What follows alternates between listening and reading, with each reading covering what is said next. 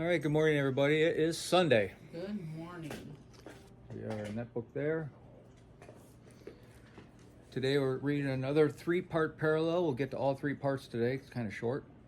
Jesus predicts his death the second time. We're going to start in Matthew chapter 17, starting at verse 22. After they gathered again in Galilee, Jesus told them, "The Son of Man is going to be betrayed into the hands of his enemies. He will be killed, but on the third day he will be raised from the dead."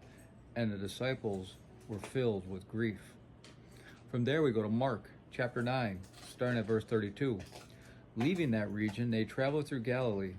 Jesus didn't want anyone to know he was there, for he wanted to spend more time with his disciples and teach them. He said to them, "The Son of Man is going to be betrayed into the hands of his enemies. He will be killed, but 3 days later he will rise from the dead." They didn't understand what he was saying, however, and they were afraid to ask him what he meant.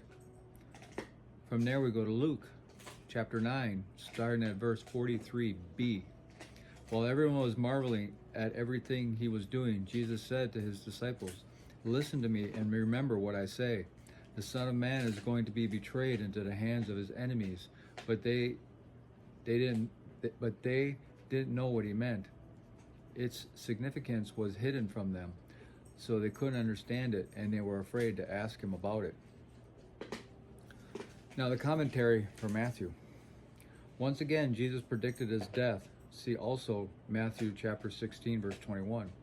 But more importantly, he told of his resurrection.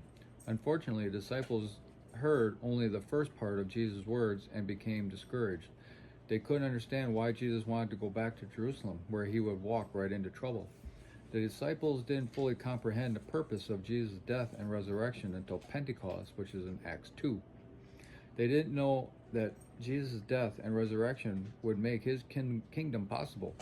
We shouldn't get upset at ourselves for being unable to understand everything about Jesus. After all, the disciples spent 3 years with him, saw his miracles, heard his words, and still had difficulty understanding. Despite their questions and doubts, however, they believed. We should do no less. Now the commentary from Mark. Leaving Caesarea Philippi, Jesus began his last tour through the region of Galilee. And now the commentary for Luke. The disciples didn't understand Jesus' words about his death. They still thought of Jesus as only an earthly king, and they were concerned about their places in the kingdom he would set up. So they ignored Jesus' words about his death and began arguing about who would be the greatest. That's in Luke 9, chapter 46. Chapter 9, verse 46. I'll get to that later. Okay, I think I read the right ones, hopefully, I think. Yeah. Sounded like it. Sounds like it. Luke 45, yeah, okay. All right, that's all we have for that part. Okay.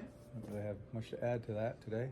No, just don't think you have to know everything before you tell anybody about Jesus. Yeah. Even the disciples who had spent time with him didn't know everything. It's just about saying what God lays on your heart to say. Yep, we couldn't understand it all if we tried. Oh no. There's too much. Yeah. Okay, hope everybody has a glorious day, and we'll talk to you later.